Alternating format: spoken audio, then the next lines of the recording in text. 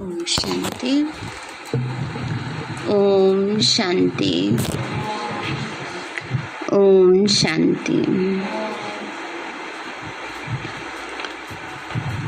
आज प्यारे बाबा के 20 तारीख के महावाक्य हैं। बाबा ने हम बच्चों को टेंशन दिलाया, बच्चे समर्थ संकल्पों की पावर को बढ़ाओ। मन में जब भी कोई व्यर्थ संकल्प आए तो ये कहने की बजाय क्या करें बाबा, बहुत व्यर्थ चलता है, इसके बजाय क्या करना है, पावरफुल संकल्प रचना शुरू करें तो अपने ही आप ही व्यर्थ का प्रभाव धीरे धीरे कम होना शुरू हो जाएगा, क्योंकि उसी से अवस्था ऊपर नीचे हो जाती है और फिर पुरुषार्थ में अलबेलापन आ जाता है। इसलिए बाबा कहते हैं बच्चे जो हमारा सबसे बड़ा खजाना है संकल्पों का, उस पर अटेंशन दो। बाबा बोले, मीठे बच्चे, बाप आए हैं तुम्हें ऐसे श्रेष्ठ कर्म सिखलाने जिससे तुम 21 जन्म की बादशाही का वर्षा ले सको। मीठे बच्चे, बाप आए हैं तुम्हें ऐसे श्रेष्ठ कर्म सिखलाने जिससे तुम 21 जन्म की बादशाही का वर्षा ले सको, अटल अखंड राज्य के मालिक बन सको। प्रश्न है, गृहस्थियों और सन्यासियों के किस एक सिद्धांत में बहुत बड़ा अंतर है? बाबा बोले, गृहस्थियों का सिद्धांत है कि भगवान जरूर किसी न किसी रूप में आएगा, और सन्यासियों का सिद्धांत है कि ब्रह्म को याद करते करते ब्रह्म में लीन हो जाएंगे। बाबा ने कहा गृहस्थी वाले क्या सोचते हैं, भगवान आएगा, है ना। जैसे गीता में लिखा है, यदा यदा ही धर्मस्य ग्लानिर्भवति भारतम अभ्युत्थानम अधर्मस्य तदात्मानं सृजाम्यहम्, मैं तब तब मैं आता हूँ। लेकिन सन्यासी क्या समझते हैं, अहम ब्रह्मस्मि, मैं ही ब्रह्म हूँ, बस मुझे जाके ब्रह्म में लीन हो जाना है। अब बाप समझाते हैं ब्रह्म में कोई लीन नहीं होता, आत्मा अमर है, वह लीन कैसे होगी। भगवान यदि आएगा तो जरूर टीचर बनकर शिक्षा देगा, प्रेरणा से तो ज्ञान नहीं देगा ना। बाबा ने कहा भगवान आएंगे तो टीचर बन के शिक्षा देंगे, प्रेरणा से ज्ञान नहीं देगा। गीत है, तुम्हें पाके हमने जहाँ पा लिया, जमी तो जमी आसमां पा लिया। ओम शांति। मीठे मीठे रूहानी बच्चों ने यह गीत सुना। रूहानी बच्चे ही कहते हैं कि बाबा, बच्चे जानते हैं यह बेहद का बाप बेहद का सुख देने वाला है, अर्थात वह सभी का बाप है ना। बाबा हम बच्चों को बेहद का सुख देते हैं क्योंकि सबका पिता है। उनको सभी बेहद के बच्चे आत्माएं याद करते हैं, किसी न किसी प्रकार से याद करते हैं, परंतु उनको पता नहीं है कि हमको उस परम पिता परमात्मा से कोई बादशाही लेनी है। ये ज्ञान नहीं है किसी को भी, बस याद करते हैं।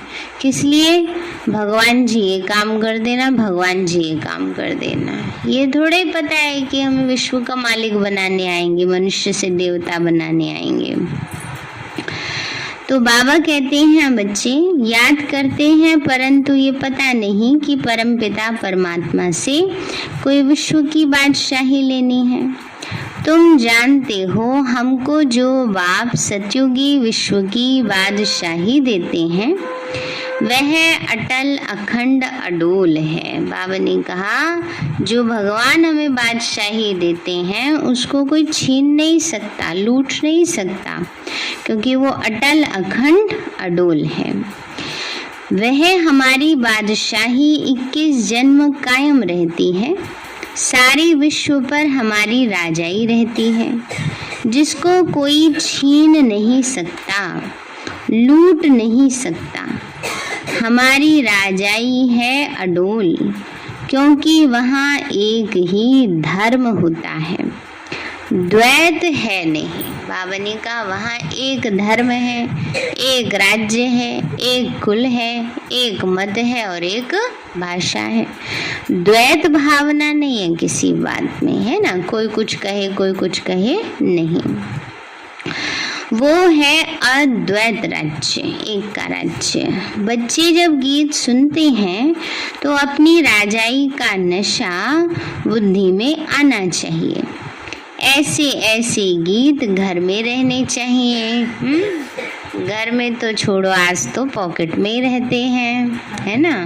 मोबाइल में सब कुछ आ गया है, टीवी भी देख लो, गीत भी सुन लो, काम भी कर लो उससे सारे, है ना। बैठे बैठे दूर दराज के सारे काम हो जाते हैं। तो ये साधन किसके लिए? ये हमारे लिए बने हैं, हम बाबा के बच्चों के लिए, सुख देने के लिए बने हैं। तो ऐसे ऐसे गीत घर में रहने चाहिए जिससे बाप और वर्षे की झट याद आती है। बाप की याद की मस्ती के गीत होने चाहिए। तुम्हारा सब है गुप्त, बड़े आदमियों के तो बहुत ठाठ होते हैं, तुमको कोई ठाठ नहीं है। तुम देखते हो जिनमें बाबा ने प्रवेश किया है उनमें भी कोई ठाठ की बात ही नहीं है। ब्रह्मा बाबा, है ना, बिल्कुल साधारण रहते थे। कपड़े आदि भी सब वही हैं। तुम बुद्धि से समझते हो बाबा ने इनमें प्रवेश किया है, हमको यह राज्य भाग्य देने। यह भी बच्चे जानते हैं कि सारी सृष्टि में इस समय जो भी मनुष्य मात्र हैं, सब देह अभिमान में आकर अनराइटियस काम करते हैं, इसलिए बेसमझ कहा जाता है। सबकी बुद्धि को क्या लगा हुआ है? ताला लगा हुआ है। तुम कितने समझदार विश्व के मालिक थे, अभी माया ने बिल्कुल बेसमझ बना दिया है। जो कोई काम के नहीं रहे हैं, बाप के पास जाने के लिए यज्ञ तप बहुत करते हैं, परंतु मिलता कुछ भी नहीं। क्योंकि ये भी लिखा है, न जप से, न तप से, न तीर्थ से, न दान से मैं किसी से नहीं मिलता। अब इतना दिमाग नहीं लगाया कि जब इनसे नहीं मिलता तो कैसे मिलता है ना। तो सोचा क्या पता इनसे कैसे न कैसे मिल ही जाए, इसलिए वही करने लगते हैं। बाबा के पास जाने के लिए यज्ञ तप करते हैं, परंतु मिलता कुछ नहीं, ऐसे ही धक्के खाते रहते हैं। परमात्मा को कोई भी जानते नहीं, सर्वव्यापी कह देते हैं। यह भी कितना रॉन्ग हो जाता है।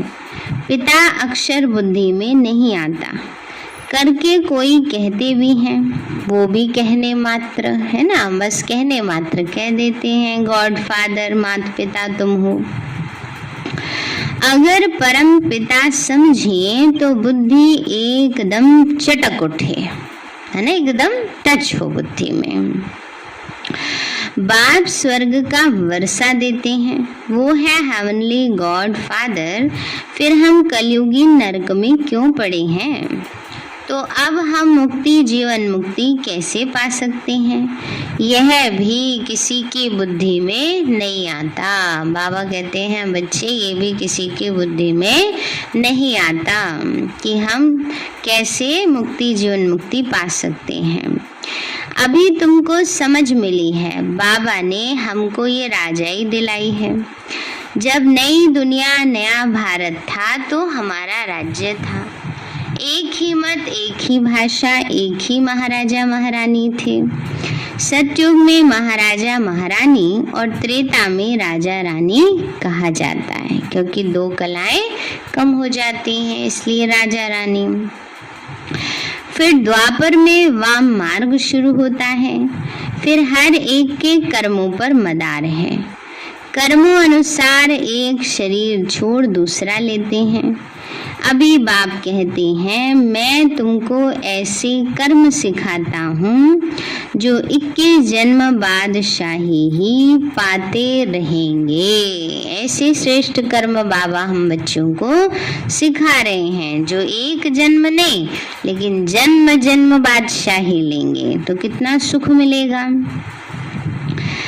बाबा कहते हैं बच्चे 21 जन्म बादशाही पाते रहेंगे, भले वहाँ भी हद का बाप मिलता है परंतु वहाँ ये ज्ञान नहीं रहता कि यह राजाई का वर्षा बेहद के बाप का दिया हुआ है।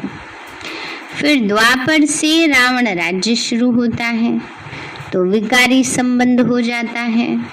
फिर जैसे जैसे कर्म वैसा फल मिलता है। इस समय जो पुरुषार्थ हम करते हैं सतयुग त्रेता में उसका फल भोगते हैं। फिर द्वापर से जैसे कर्म करेंगे वैसा फल मिलेगा। लेकिन कर्म करने की बुद्धि कैसी काम करेगी? जैसी इस समय है। इस समय जितना बुद्धि में ज्ञान की अच्छी धारणा होगी, शुद्ध पावन बुद्धि होगी, तो द्वापर से भी सद्बुद्धि होने के कारण श्रेष्ठ कर्म होंगे। इतने पाप कर्म नहीं होंगे, इतने गिरावट वाले नहीं होंगे और फिर उसके अनुसार फल भी अच्छा मिलेगा। जैसे अभी कोई आत्मा आती है तो वो आत्मा भले पावन आती है परंतु संस्कार कैसे हैं उसके? इतने श्रेष्ठ ऊंचे संस्कार नहीं होंगे। अभी सब जाएंगे, क्रिमिनल्स की भी आत्मा जाएंगी, जो भी आत्माएं हैं द्वापर से आने वाली सब परम धाम जाएंगी। उनको ज्ञान नहीं मिल रहा कर्मों को श्रेष्ठ कैसे बनाना है, तो वो आ करके क्योंकि जा रही है वापस, सजा भोग करके वापस जाएंगी पर संस्कार नहीं बदले तो आ करके कर्म भी फिर वैसे ही करने लगेंगे जैसे कि करते करते गए थे। पावन शुद्ध श्रेष्ठ कर्म क्या है ये वो करना नहीं जानते। इसलिए बाबा अभी हम बच्चों को ऐसे श्रेष्ठ कर्म करना सिखला रहे हैं जिससे हमारा सतयुग त्रेता में तो भाग्य बनेगा ही बनेगा, द्वापर से भी हमारी बुद्धि इतनी अच्छी रहती है जो कलयुग अंत तक हम सुख ही पाते रहते हैं। तो इसलिए बाबा कहते हैं बच्चे देवताएं वाम मार्ग में चले जाते हैं, फिर सतयुग का सब खलास हो जाता है, फिर कर्मों अनुसार जन्म लेते हैं। भारत में पूज्य राजाएं थे तो पुजारी राजाएं भी थे। सतयुग में राजा रानी और प्रजा सब पूज्य होते हैं। फिर जब द्वापर में भक्ति शुरू होती है तो यथा राजा रानी तथा प्रजा पुजारी बन जाते हैं। बड़े राजा जो सूर्यवंशी थे वही पुजारी बन जाते हैं, फिर वैश्यवंशी बन जाते हैं। अभी तो तुम वाइसलेस बनते हो, निर्विकारी बनते हो। उनकी प्रारब्ध फिर 21 जन्म चलती है, फिर भक्ति मार्ग शुरू होता है। जो जो पूज्य देवी देवता होकर गए हैं उन्हों के मंदिर बनाकर उनकी पूजा करते हैं। यह सिर्फ भारत में ही होता है। यह 84 जन्मों की कहानी जो बाप सुनाते हैं यह भी भारतवासियों के लिए ही है, क्योंकि एक ही खंड होता है भारत, और धर्म वाले तो आते ही बाद में हैं। फिर तो वृद्धि होते होते ढेर के ढेर हो जाते हैं। वैरायटी भिन्न भिन्न देवी देवताओं की रस्म रिवाज थी, वह भारत के गुरुओं की नहीं है। बाबा ने कहा बच्चे वैरायटी भिन्न भिन्न देवी देवताओं की जो रस्म रिवाज थी वो भारत के गुरुओं की नहीं है। आधा कल्प के बाद रावण राज्य शुरू होने से सारी रस्म रिवाज ही बदल जाती है, भूल जाते हैं ना। तो फिर पूज्य से पुजारी बन जाते हैं। पूजा भी पहले अव्यभिचारी एक शिव की ही करते हैं। बाबा ने कहा पूजा भी एक शिव बाबा की करते हैं। पहले पहले शिव के मंदिर बनते थे। अभी भी देखो हर मंदिर में चाहे किसी भी देवी देवता का मंदिर है, शिवलिंग शिव परिवार जरूर होता है ना। तो इसलिए बाबा कहते क्योंकि पहले पहले उनका है। हाँ, ये देवी देवताओं के जिनके भी बनाते हैं वो भी शिव के परिवार में कहे जाते हैं। तो उनके मंदिर बनाते हैं, फिर लक्ष्मी नारायण के बनाएंगे। एक ने लक्ष्मी नारायण का मंदिर बनाया तो दूसरा भी बनाएंगे। फिर राम सीता के मंदिर बनाने लग पड़ेंगे। फिर कलयुग में देखो गणेश, हनुमान, चंडिका देवी आदि आदि के अनेक देवियों के चित्र बनाते रहते हैं।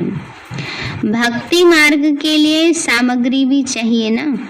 जैसे बीज कितना छोटा होता है और झाड़ कितना बड़ा होता है, वैसे भक्ति का भी विस्तार हो जाता है।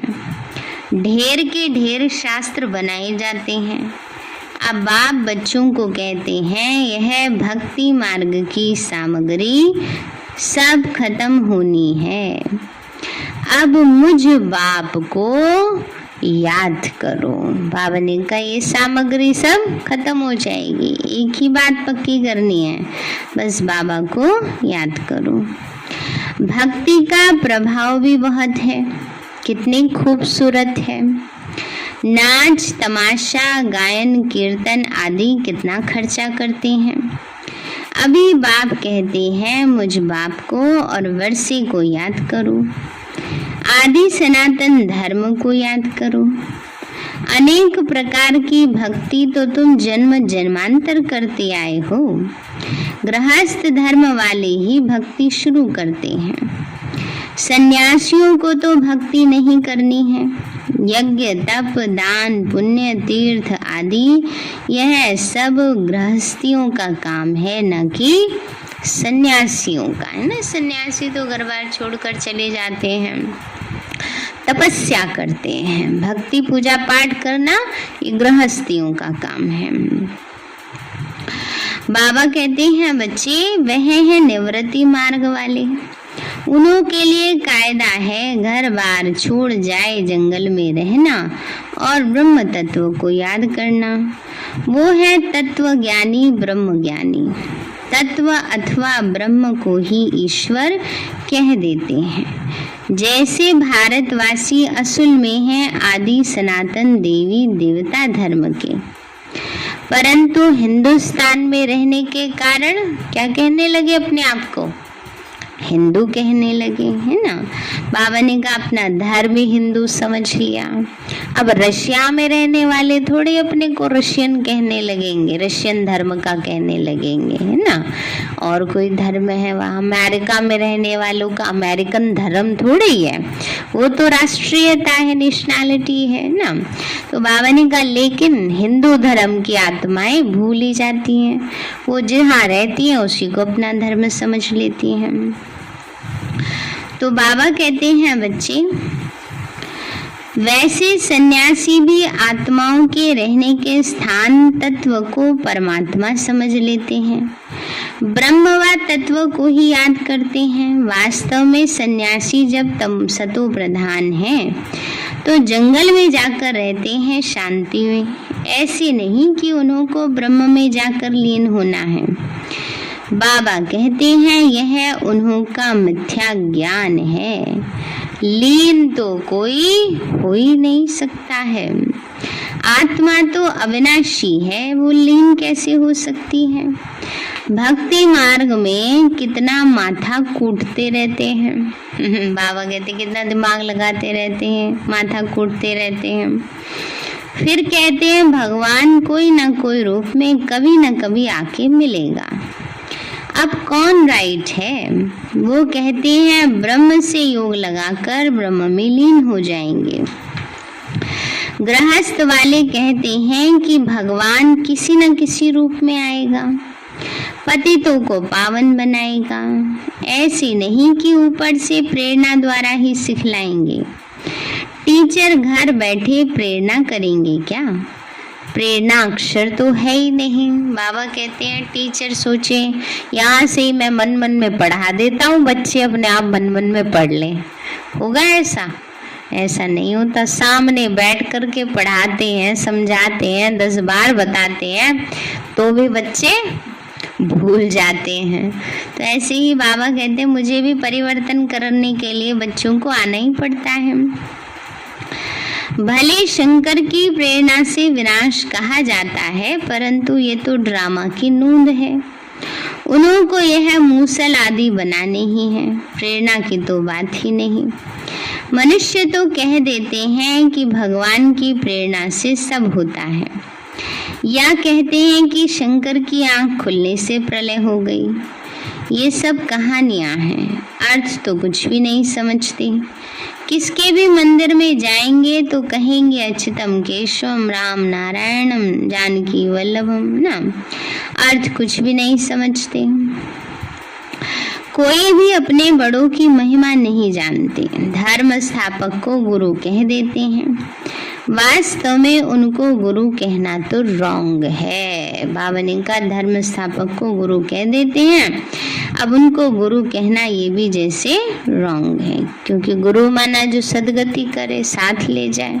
कोई धर्म स्थापक साथ ले नहीं जाते हैं, साथ लेकर आते हैं। पहले धर्म स्थापक आत्मा आएगी, फिर उसके पीछे और आत्माएं आएंगी उसी धर्म की। तो बाबा ने कहा क्राइस्ट कोई गुरु थोड़े ही है, वो तो सिर्फ धर्म स्थापन करते हैं। गुरु उनको कहा जाता है जो सदगति करे, वह तो धर्म स्थापन करने आते हैं। उनके पिछाड़ी उनकी वंशावली आती है, सदगति तो किसी की करते ही नहीं हैं। तो उनको गुरु कैसे कहेंगे? गुरु तो एक ही है जिसको सर्व का सदगति दाता कहा जाता है। भगवान बाप ही आकर सर्व की सदगति करते हैं, मुक्ति जीवन मुक्ति देते हैं। उनकी याद कभी किससे छूट नहीं सकती। मनुष्य हे भगवान हे ईश्वर कहकर एक बाप को ही तो याद करते हैं। बाबा कहते हैं हे भगवान हे ईश्वर कह के इसको याद कर रहे हैं, उसी को याद कर रहे हैं ना। तो बाबा कहते हैं उसकी याद तो छूट ही नहीं सकती है। सुख देने वाले को तो याद किया जाता है ना हमेशा। तो बाप समझाते हैं ये है सारी रचना, रचयिता बाप मैं ही हूँ, सबको सुख देने वाला। वर्षा देने वाला तो एक ही बाप ठहरा, भाई भाई को वर्षा दे नहीं सकते। वर्षा हमेशा बाप से मिलता है। मैं तो सभी बेहद के बच्चों को बेहद का वर्षा देता हूँ, इसलिए ही मुझे याद करते हैं हे परमात्मा क्षमा करो। समझते तो कुछ भी नहीं है। बाबा कहते हैं बच्चे समझते तो कुछ भी नहीं है। बाबा कहते मैं कोई इन्हों के पुकारने से नहीं आता हूँ, ये तो ड्रामा ही बना हुआ है। ड्रामा में मेरे आने का पार्ट भी नोंधा हुआ है। अनेक धर्म विनाश और एक धर्म की स्थापना व कलयुग का विनाश सतयुग की स्थापना करनी होती है। मैं अपने समय पर आपे ही आता हूँ। यह भक्ति मार्ग का भी ड्रामा में पार्ट है। बाबा कहते हैं बच्चे मैं तो अपने टाइम पर ही आता हूँ, आगे पीछे तो आ नहीं सकता हूँ। भक्ति भी जब होनी है तभी होनी है। अब फिल्म में देखो ना, जब किसी को मरना है तब उसका जन्म हो जाए, जब जन्म होना है तब वो मर जाए, तो सिस्टम से चलेगा कुछ नहीं ना। तो इसी तरह बाबा कहते हैं भी नाटक है बेहद का, जब जो काम होना है तभी होगा, है ना, तभी वो नाटक भी अच्छा लगेगा, नहीं तो उल्टा पुल्टा हो जाए।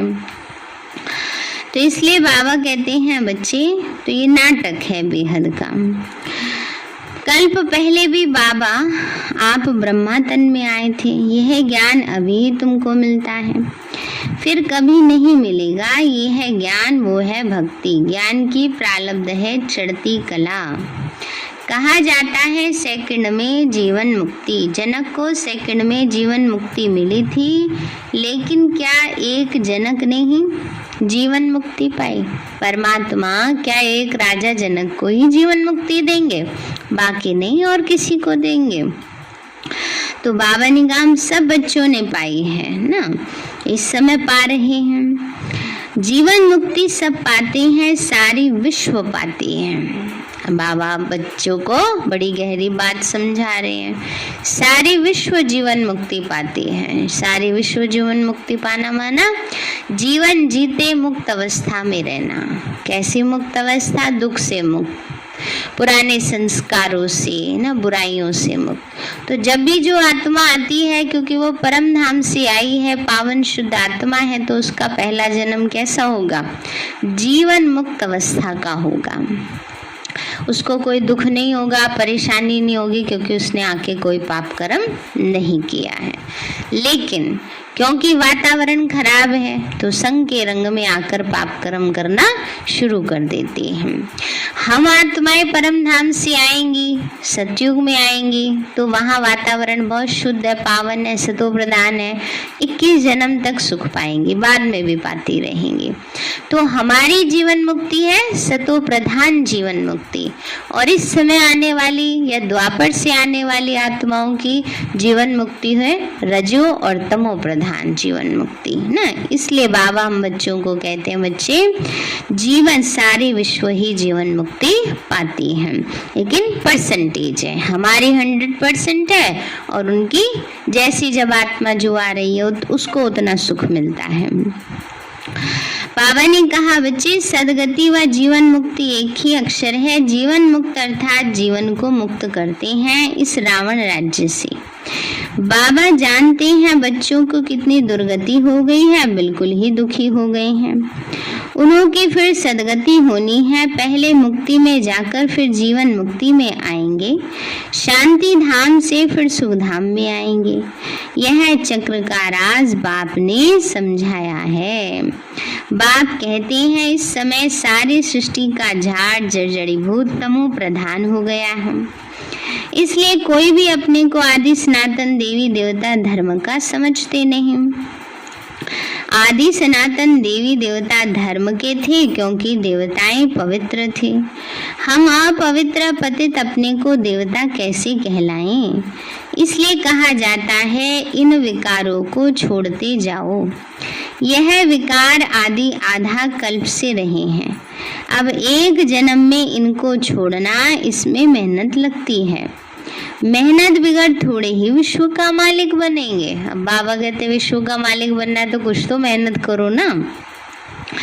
बाप को याद करेंगे तभी तुम राजाई का तिलक अपने को देंगे, अर्थात राजाई के अधिकारी बनेंगे। जितना अच्छी रीति याद करेंगे, श्रीमत पर चलेंगे, तो तुम राजाओं का राजा बनेंगे। पढ़ाने वाला टीचर तो आया है पढ़ाने, ये तो पाठशाला है ही मनुष्य से देवता बनने की। नर से नारायण बनाने की कथा सुनाते हैं। ये कथा कितनी नामी ग्रामी है। इनको अमर कथा, सत्यनारायण की कथा, तीजरी की कथा भी कहते हैं।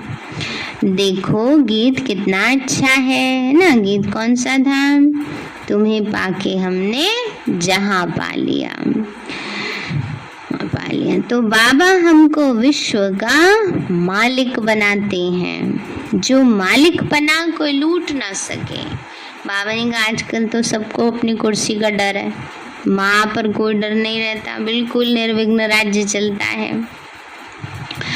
कोई अर्थक्वेक आदि नहीं होगी, वहाँ विघ्न की कोई बात ही नहीं। ऐसा अटल अखंड पवित्रता सुख शांति का राज्य तुम अभी ही पा रहे हो। कल्प पहले माफिक, हर 5000 वर्ष बाद भारत स्वर्ग बनता है। तुम जानते हो हम सो देवता थे, फिर 84 जन्म लेते लेते आकर यह बनते हैं, फिर हम सो देवता बनेंगे। इसको कहा ही जाता है सुदर्शन चक्रधारी, कि हमें देवी देवता थे, फिर से हमको बनना है। याद दिलाते हैं बाबा, है ना, क्योंकि तभी संस्कार वैसे बनेंगे। अच्छा मीठे मीठे सिक्के लदे बच्चों प्रति माता पिता बाप दादा का याद प्यार और गुड मॉर्निंग। रूहानी बाप की रूहानी बच्चों को नमस्ते। रूहानी हम बच्चों की रूहानी माता पिता को नमस्ते नमस्ते नमस्ते बाबा नमस्ते।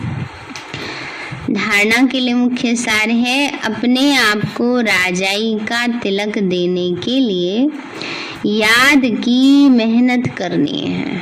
अपने आप को राजाई का तिलक देने के लिए क्या करना है? याद की मेहनत करनी है। कितना याद करना है? कल योग रखा, माताएं सब छुट्टी कर गई शाम को। आज से श्राद्ध शुरू हो रहे हैं। तो आज से 1 घंटे का सभी लक्ष्य रखो। अभी तो इतना कोई बाहर में किसी चीज का प्रभाव नहीं है, अभी पुरुषार्थ सब कर सकते हैं इजीली, है ना। कोई प्रभाव आ जाता है तो पुरुषार्थ भी मुश्किल हो जाता है, अभी तो सब कर सकते हैं, है ना। तो आज से लक्ष्य रखो नवरात्रों तक। कितने तारीख को पूरे होंगे? 15 तारीख को पूरे हो जाएंगे ना। तो आज 20 तारीख है, ठीक है। करेंगे ना सभी, है ना। जल्दी जल्दी से पुरुषार्थ करके आगे जाना है ना। ज़्यादा समय के लिए नहीं कहते, 1 घंटे आने के लिए कहते हैं, है ना। तो इसलिए सब अपना 1 घंटे का योग का लक्ष्य रखेंगे। कब आएंगे?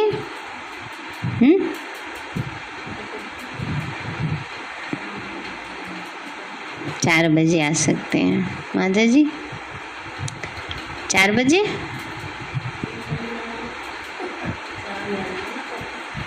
चार बजे से 5 बजे तक आ जाया करो सब, है ना। 4 बजे से 5 बजे तक सभी लक्ष्य रखें ना। देखो बाबा की जब घर में कोई भी प्रोग्राम रखा जाता है ना, तो हम सबको अपना उसमें भाग्य बनाना है, पुरुषार्थ करना है।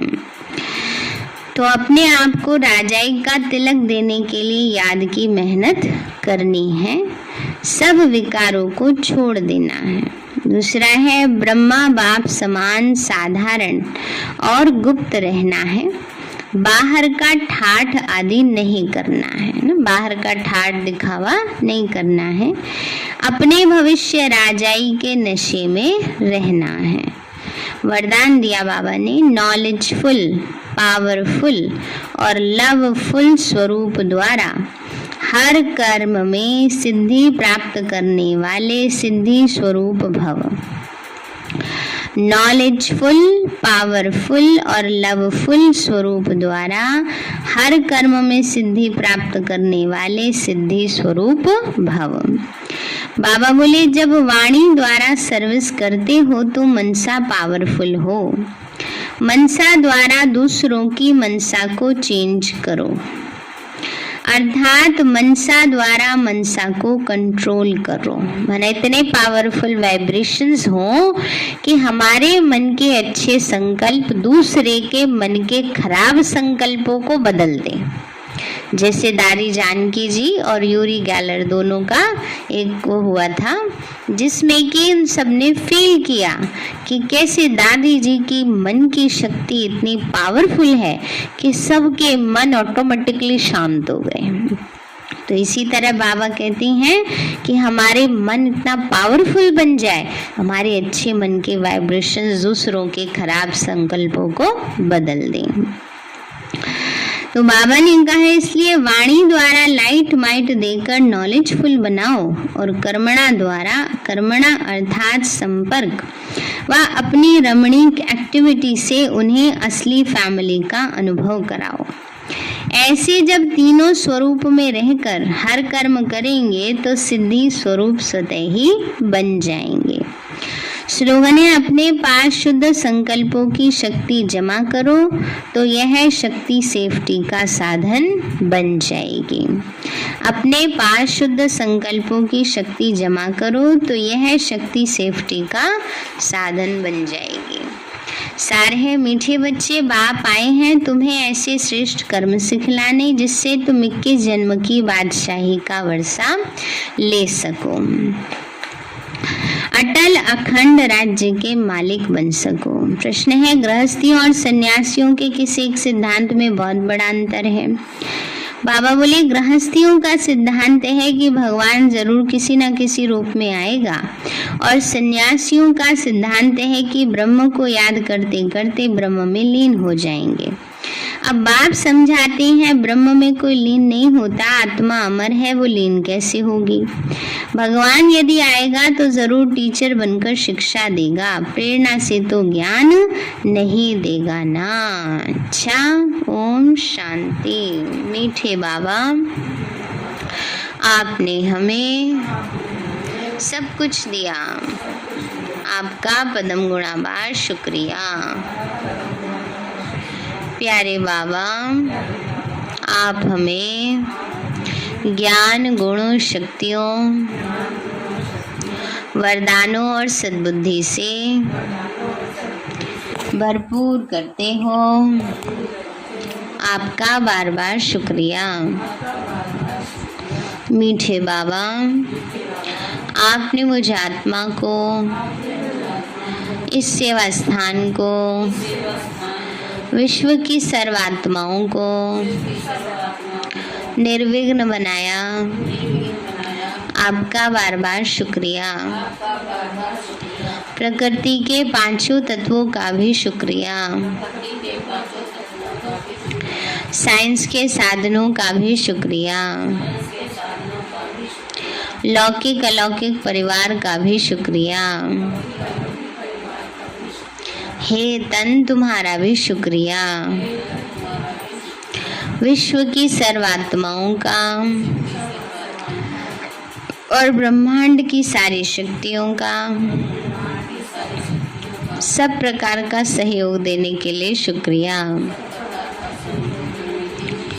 मीठे बाबा, मुझ आत्मा ने जाने अनजाने में जिन भी आत्माओं को मनसा वाचा कर्मणा दुख दिया है, मैं उन सभी से क्षमा चाहती हूँ। मुझे क्षमादान दिलाओ। और जिन आत्माओं ने मुझे दुख दिया है, विघ्न रूप बने हैं, मैं उन सभी को दिल से क्षमा करती हूँ। सबका कल्याण हो, सबको सुख शांति सद्बुद्धि मिले और बाबा के सेंटर की सेवाएं खूब बढ़ती जाएं। शिव बाबा से सारी शक्तियाँ मुझ आत्मा में समा रही हैं, पूरे शरीर में फैल रही हैं, पूरे घर में फैल रही हैं, पूरे देश पूरी दुनिया में फैल रही हैं। सब प्रकार के वायरस नष्ट होते जा रहे हैं। मैं आत्मा परम धाम में चमकती हुई मणि हूँ।